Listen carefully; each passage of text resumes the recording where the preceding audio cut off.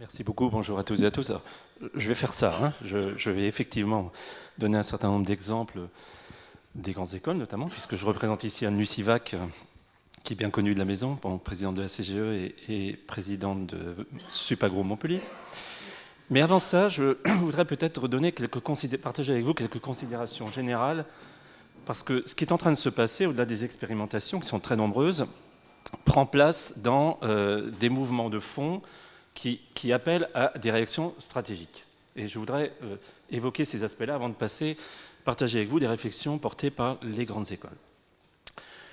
Je pense que tout cela s'inscrit dans deux tendances générales assez lourdes au niveau de l'éducation. La première, c'est ce que j'appellerais la rupture de l'unité de lieu et de l'unité de temps dans l'éducation.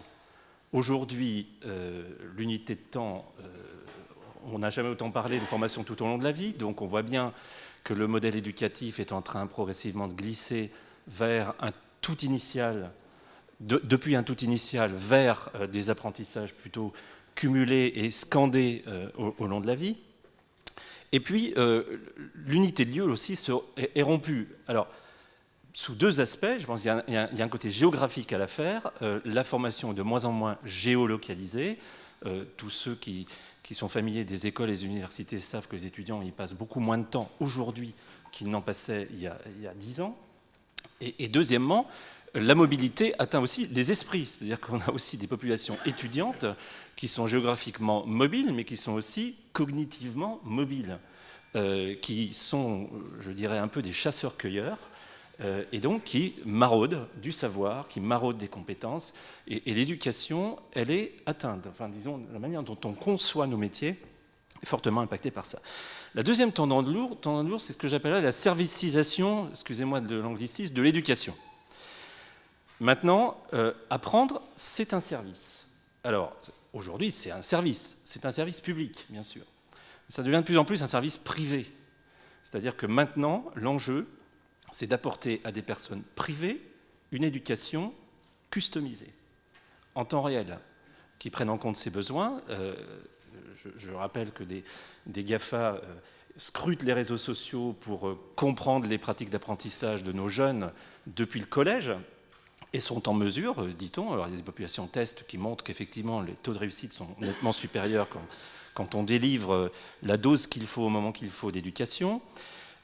En cumulant donc la question des sciences cognitives et du big data, on arrive finalement à apporter une éducation au plus près et au plus juste. Et donc, c'est un service qu'on délivre à des personnes dans une relation, malheureusement, au bon sens comme au mauvais sens du terme, consumériste. Alors la conséquence de ces deux tendances-là, c'est que tout cela remet fondamentalement en question, de mon point de vue, la manière dont on conçoit les métiers universitaires et on conçoit l'organisation de l'écosystème académique.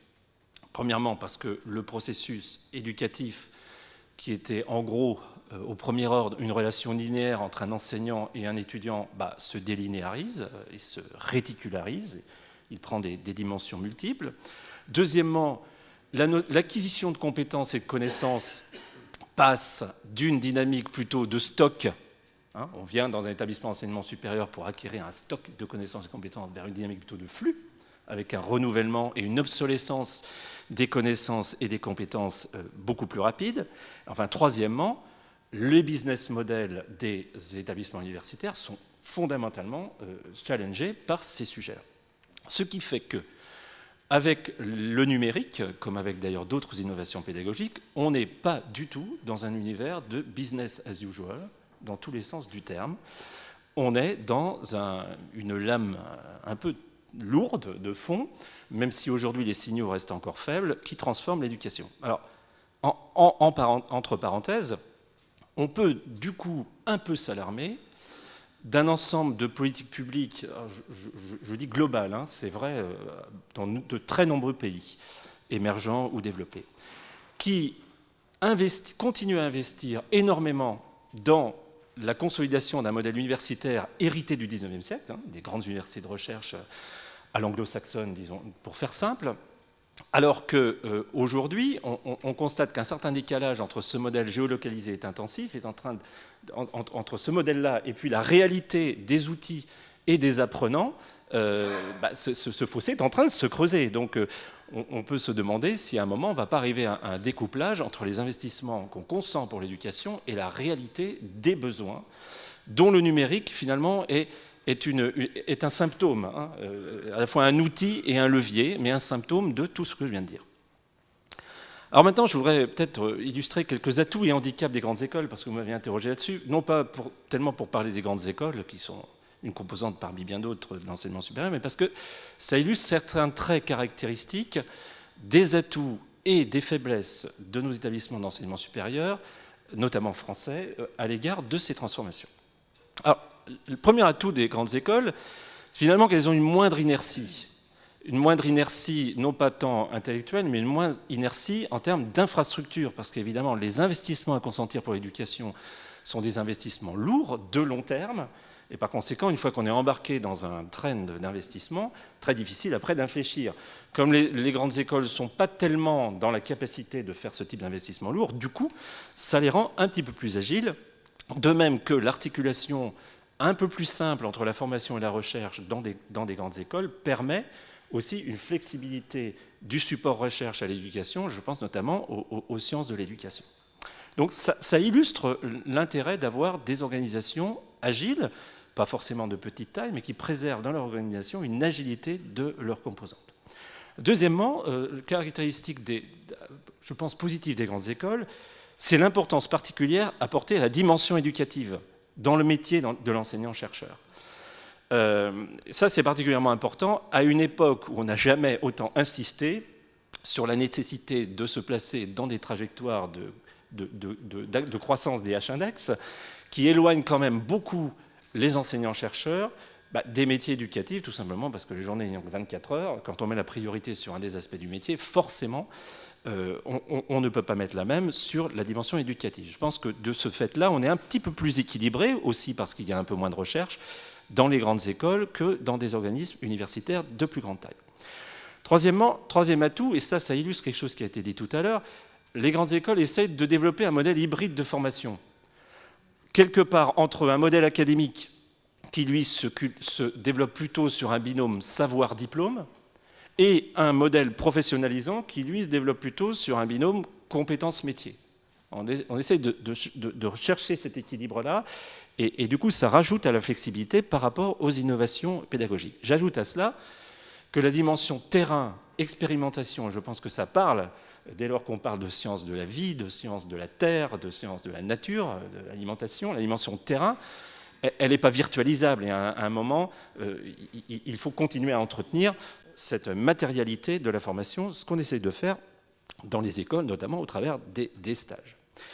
L'expérience du tutorat aussi, du mentorat est peut-être un petit peu plus affirmée dans les grandes écoles, donc met en évidence l'importance de la relation humaine, de la requalification de la relation pédagogique humaine dans ce dont on est en train de parler, c'est-à-dire surtout pas penser qu'on va virtualiser la totalité, mais bien entendu, il va falloir réinvestir les dimensions humaines. Et enfin, les grandes écoles ont des communautés apprenantes captives. Je pense notamment à leurs diplômés, ce qui permet de développer plus vite que d'autres organismes universitaires des stratégies de formation tout au long de la vie, et c'est précisément ce qu'elles sont en train de faire. Enfin, j'ajoute à ça que les business models sont aussi peut-être un peu plus diversifiés, un petit peu plus ouverts. Là aussi, ça ajoute de la flexibilité par rapport au contexte. Alors, il y a des handicaps là-dedans. C'est que le paradoxe, c'est très bien d'être petit et agile ou flexible, mais on parle de choses qui sont extrêmement capitalistiques. Le numérique, ça coûte extrêmement cher. La pédagogie innovante, ça coûte extrêmement cher. Alors, je sais qu'il y a beaucoup d'établissements qui fantasment sur le fait qu'on va pouvoir faire du cost-killing sur les heures d'enseignement, etc. On est très loin de cela. Pour prendre un exemple parmi d'autres, l'Institut Mines-Télécom a eu un don très généreux de 10 millions d'euros pour développer des MOOCs sur 10 ans. On en est à espérer dans 5 ans une rentabilité annuelle de 300 000 euros sur nos MOOCs. Donc le retour sur investissement est très très faible, très lent, très hypothétique, et forcément les petites structures ont un peu de mal à mener frontalement ces chantiers à haute densité capitalistique.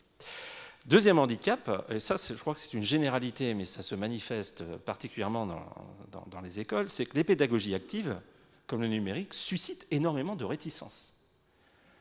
pas seulement des enseignants, des étudiants. Un étudiant de grande école, notamment, hein, qui est quand même quelqu'un plutôt, enfin de très agile intellectuellement, mais un peu plus dépendant d'une pédagogie déterministe, est beaucoup plus sécurisé dans un environnement où il vient dans une salle de cours, dans un groupe de travail, où il est très tutoré, que si on commence à lui dire, écoute, tu vas te responsabiliser sur tes apprentissages, reviens nous voir quand tu auras suivi 5 MOOC, etc. Ils sont très déstabilisés par ça, ils sont encore très tableau noir et craie, c'est très bien. La marine à voile et les chandelles, très bien, mais le contexte a un peu évolué. Et chez les enseignants, bien entendu, il y a de très fortes réticences que vous connaissez tous. D'abord parce qu'on a l'impression que le métier est dévalorisé. La valeur du métier, c'est de transmettre du savoir. Si on commence à dire, écoutez, ce serait peut-être mieux que vous preniez le MOOC de Harvard, parce que honnêtement, la qualité est exceptionnelle, ou tel MOOC de Fennou, c'est un peu perturbant. Bon.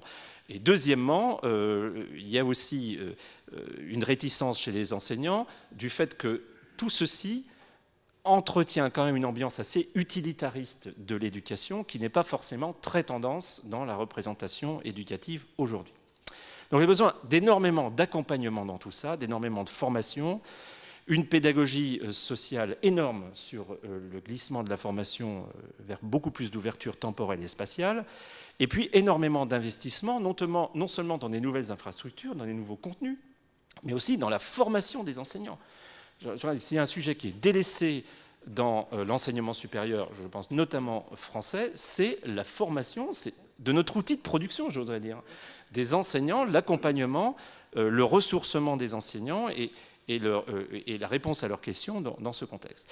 Alors, toutes ces questions-là, je ne serai pas très long, pas beaucoup plus long, mais sont reprises dans un livre blanc que la CGE vient de publier, donc je vous invite à lire, qui contient quelques recommandations à la fois sur l'hybridation des formations, l'introduction du numérique, et puis aussi la pédagogie des étudiants à la nouvelle forme de pédagogie. Il faut faire une pédagogie de la pédagogie maintenant, on est quand même au deuxième ordre. Et puis sur les enjeux de marché éducatif, qui ne sont pas du tout dans la tendance que je citais au début, que je dirais shanghaïenne et hautement intensive, mais plutôt dans le coup d'après. C'est tout ce qui se passe en Afrique en ce moment, au Sénégal, en Côte d'Ivoire, dans des tas de pays où clairement on est en train d'essayer de les rattraper aujourd'hui, parce qu'ils font énormément de choses que nous faisons tout juste émerger dans nos apprentissages. Voilà ce que je voulais partager avec vous. Peut-être en concluant qu'aujourd'hui, le constat qu'on fait dans les grandes écoles, et peut-être plus généralement dans l'enseignement supérieur, c'est que l'impact du numérique sur les formations initiales reste encore très limité. On est à des taux de substitution qui sont de l'ordre de quelques pourcents dans les enseignements traditionnels, donc très très peu. Par contre, l'impact sur la formation continue considérable, ouvre le marché de la formation continue. Alors c'est peut-être pas une très bonne nouvelle pour la formation initiale, parce que du coup ça interroge sur le devenir de la formation initiale. Est-ce qu'il y aura encore une formation initiale telle qu'on la conçoit aujourd'hui, dans 10, 15 ans, voire peut-être moins? Aussi, quel sera le devenir du diplôme? Et vous voyez que ça interroge vraiment la manière dont on fonctionne aujourd'hui dans des établissements dont le métier est de délivrer des diplômes en un temps concentré. Voilà les quelques points que je voulais partager avec vous en ouvrant le débat, en prêtant volontiers aux questions. Merci Philippe.